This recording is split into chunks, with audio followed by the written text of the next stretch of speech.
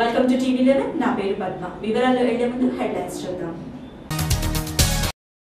Budget సమావేశాల్లో అవిశ్వాస తీర్మానం ప్రవేశపెట్టిన ప్రతిపక్షాలు.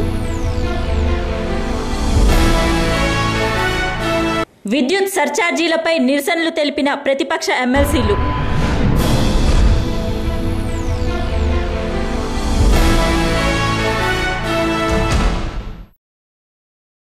సికింద్రాబాద్ నుండి విశాఖకు డబుల్ డెక్కర్ రైలుకు రైల్వే శాఖ పచ్చజెండా.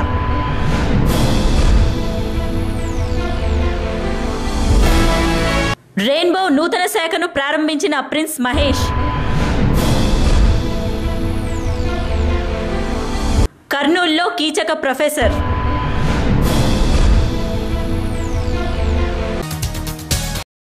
News and details. నేడు అవిశ్వాసం తీర్మానానికి నోటీసు ఇచ్చిన 5 పార్టీలు. స్పీకర్ నాదెండ్ల మనోహర్కు అవిశ్వాస తీర్మానం ఇచ్చిన టీఆర్ఎస్, బీజేపీ, వైఎస్ఆర్సీపీ, సిపిఐ, నాగం. 25 మంది టీఆర్ఎస్ ఎమ్మెల్యేలతో పాటు 3 బీజేపీ, నాగం అవిశ్వాస తీర్మానంపై సంతకాలు చేయగా, విడిగా అవిశ్వాస తీర్మానం నోటీసు ఇచ్చిన వైఎస్ఆర్సీపీ నుండి 18 మంది ఎమ్మెల్యేలు సంతకాలు చేశారు. దానం నాగేందర్ మీడియాతో మాట్లాడుతూ, ఇప్పుడు తెలుగుదేశం పార్టీ అయినా టీఆర్ఎస్ అయినా ఏ పార్టీ అయినా దొంది అన్నట్టుగా అన్ని పార్టీలు ఆ రకంగానే వివరిస్తా ఉన్నాయి. ప్రజా సమస్యలు వాళ్ళు భావిస్తే సంతోషం. ఎందుకంటే ప్రజా సమస్యల్ని మేము పరిష్కరించడంలో రాష్ట్రంలో కిరణ్ కుమార్ రెడ్డి గారి నాయకత్వంలో మేము అగ్రస్థానంలో ఉన్నామని చెప్పడానికి గర్వపడతా ఉన్నాం. కొన్ని సమస్యలు లేకుండా ఎక్కడ ఉండయి. విపక్ష ఎమ్మెల్సీలు గన్ పార్క్ వద్ద విద్యుత్ ఛార్జీల పెంపునకు నిరసనగా ధర్నా చేపట్టారు. రాష్ట్ర ప్రభుత్వం ప్రజలను అంధకారంలోకి నెట్టివేస్తుంది అని, ఎంతో భవిష్యత్తు ఉన్న విద్యార్థులను సహితం కరెంటు కష్టాలు వదలడం లేదు, వెంటనే రాష్ట్ర ప్రభుత్వం గద్దె దిగాలని డిమాండ్ చేశారు. కరెంట్ అయినటువంటి పరిస్థితులు రావడం జరిగింది. పరీక్షలు రాసేటప్పుడు కూడా కరెంట్ ఇవ్వలేనటువంటి పరిస్థితుల్లో ఉండడం జరిగింది. ఈవేళ 24 గంటల్లోనూ కేవలం గ్రామాల్లో 6-7 గంటలు మాత్రమే కరెంట్ ఇచ్చేటువంటి పరిస్థితిలో ఉంది. ఇది చాలా దురదృష్టకరమైనటువంటి విషయం. పైగా ఇంత కరెంట్ ఇవ్వలేనటువంటి పరిస్థితిలో ఉన్నటువంటి రాష్ట్ర ప్రభుత్వం ప్రజల మీద ఛార్జీలను పెంచడమే కాకుండా సబ్ఛార్జీల పేరుతో మళ్లీ కొంత పెంచడం జరిగింది. పైగా మరింత ప్రతిపాదన చేయడం జరిగింది. మొత్తం 32,000 కోట్ల రూపాయలు రాష్ట్ర ప్రజల మీద సబ్ఛార్జీల రూపంలోనూ పెంచిన ఛార్జీల రూపంలోనూ కూడా భారం మోపడం జరిగింది. కేవలం రాష్ట్ర ప్రభుత్వం యొక్క దూరదృష్టి లేనటువంటి ప్రణాళికలు ఉన్నాయి కాబట్టి ఈ స్థితి మనకు దాపురించింది. వారు కేవలం అధికారం గురించి ఆలోచిస్తున్నారు కానీ ప్రజల ఇబ్బందుల గురించి, ప్రజల సమస్యల గురించి ఆలోచించకపోవడం వలన ఈనాడు కౌన్సిల్లో ఉన్నటువంటి యొక్క అపోజిషన్ పార్టీస్ అన్ని కూడా కలిసెత్తులతో ఈనాడు ఈ నిరసన తెలుపుతున్నాం. అది ప్రభుత్వం అందరికీ ఎత్తునదో ఎలక్ట్రిసిటీ సమంజసమైన ధరకిచ్చేంత వరకు మా పోరాటం కొనసాగుతుందని మాత్రమే చెప్పదలిచాం. రైల్వే శాఖ మన రాష్ట్రానికి వరాల జల్లు కురిపించింది. సికింద్రాబాద్ నుండి వైజాగ్ డబుల్ డెక్కర్ ట్రైన్ను ఆమోదించింది. దీంతో సికింద్రాబాద్ నుండి వైజాగ్ వెళ్లే ప్రయాణికులు త్వరలో ఈ సేవలను వినియోగించుకోగలరు.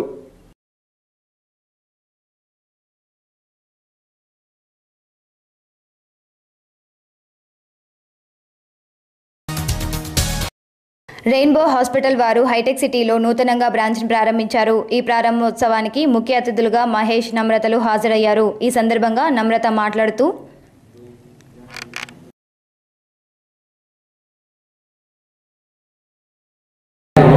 I think Mahesh has spoken for both of us, but I just want to congratulate Dr. Ramesh, Dr. Dinesh and the whole team here, Dr. Praniti Reddy and the whole team of doctors here for doing such a fabulous job of this place. And like Mahesh said, Rainbow is very, very close to our hearts because both our children, Gautam and Sitara, are, they're from Rainbow, they're Rainbow children. So I just want to thank all the doctors who've taken care of them for so long and will do in the near future.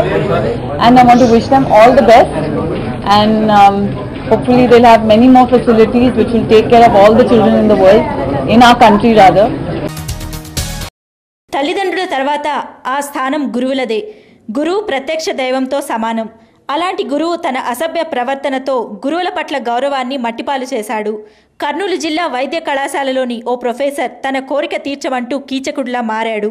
Microbiology డిపార్ట్మెంట్లో professor అయిన K Srinivasarao విద్యాబుద్ధులు నేర్పవలసిన ఈ గురువు బుద్ధి వక్రించింది.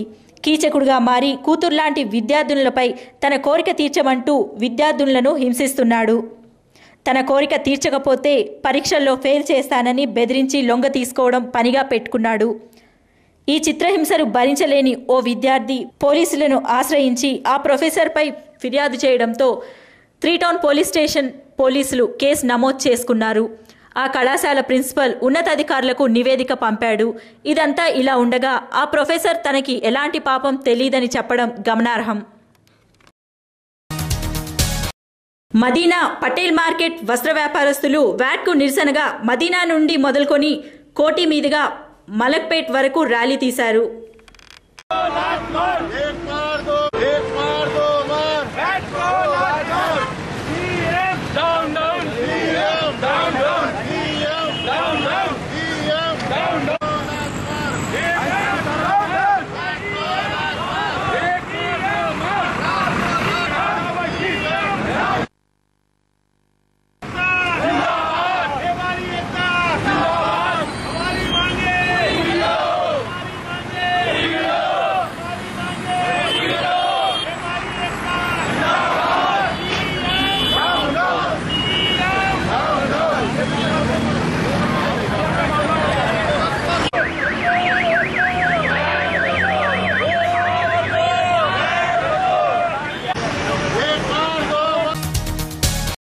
Gandhi hospital ఆవరణలో ఓ మహిళ మెడలోంచి 3 తులాల పుస్తెల తాడు గుర్తు తెలియని వ్యక్తులు బైక్పై వచ్చి తెంచుకుని పారిపోయారు.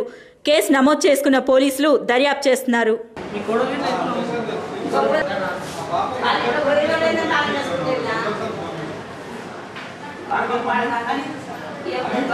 స్టాప్ అయ్యా నేను పెళ్ళి చేయబట్టి ఆయమ్మ డ్యూటీ చేస్తా వచ్చిండు.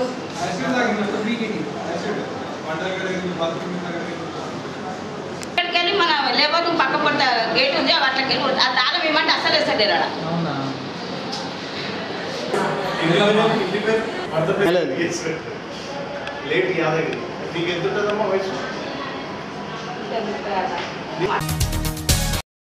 చట్టాలు ఎన్ని ఉన్నా ప్రభుత్వం పోలీస్ వ్యవస్థను పటిష్టం చేసినా మనిషి మారనంత వరకు సమాజం మారదనే అనిపిస్తుంది. ఈ ఉదాంతం చూస్తే హైదరాబాద్ రాయదుర్గం పోలీస్ స్టేషన్ పరిధిలో ఓ క్యాబ్ డ్రైవర్ మార్నింగ్ వాక్కి వెళ్లిన మహిళను నిదానంగా వెంబడించి జనసంచారం లేని ప్రదేశానికి రాగానే ఆ మహిళను కారులోకి ఎక్కించే ప్రయత్నం చేశాడు.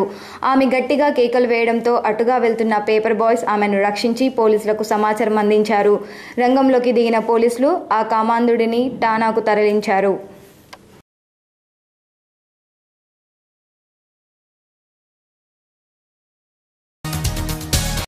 మదీనా పటేల్ మార్కెట్ వస్త్ర వ్యాపారస్తులు వ్యాట్కు నిరసనగా మదీనా నుండి మొదలుకొని కోటి మీదుగా మలక్పేట్ వరకు ర్యాలీ తీశారు.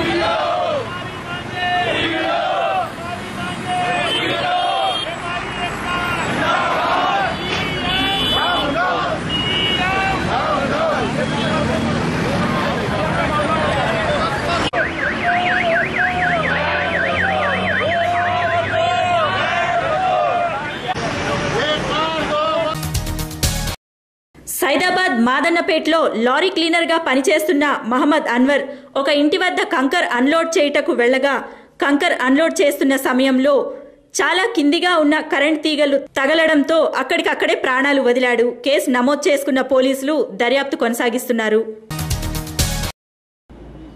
ఇవి ఈ రోజు అప్డేట్స్. మరిన్ని న్యూస్ అప్డేట్స్ కోసం, మరిన్ని స్పెషల్ స్టోరీస్ కోసం ప్రపంచంలోని ఏ మూల నుంచైనా లాగిన్ అవ్వండి. www.tv11